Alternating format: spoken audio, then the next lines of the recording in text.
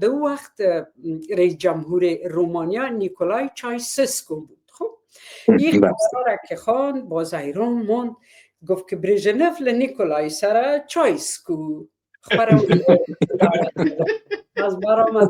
دیگه خدا ببخشه ابراهیم خیل صاحب گفت چرا برای چایسکو نرفتی؟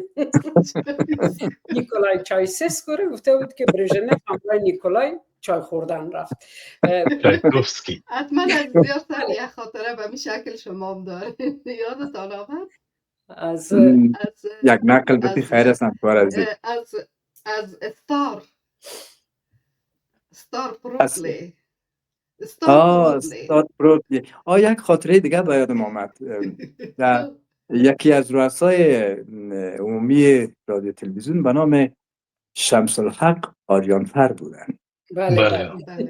یکی از همکارای ما خوانده بودن در کدام خبر که مربوط به تلویزیون ملی میشد که شمس الحق آریا نفر رئیس عمومی در فلان امروز با فلان که دیدار کرد.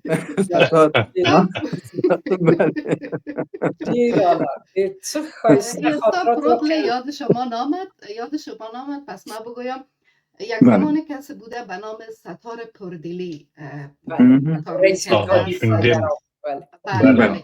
و همکارا چون چند تا نام خارجی بوده، کدام همکار ما خوانده بوده که چند تا نام خارجی رو خوانده، با می ستار پردلی اونا دیدار کرده بودن. ستار پردلی رو خوانده بوده با استار پرودلی. چون کوشش کرد برم انگلیسی جور تلفظ کنم. در جمع میهمانای خارجی ستار پردلی رو استار پرودلی. دیرالا روبین جان اندیشه نوشته کردی وای من نمیفهمیدم که نطاقم غلطی میکنه. والا کار که اسم غلطی هم هست دیگه. اشتباهات هم هست.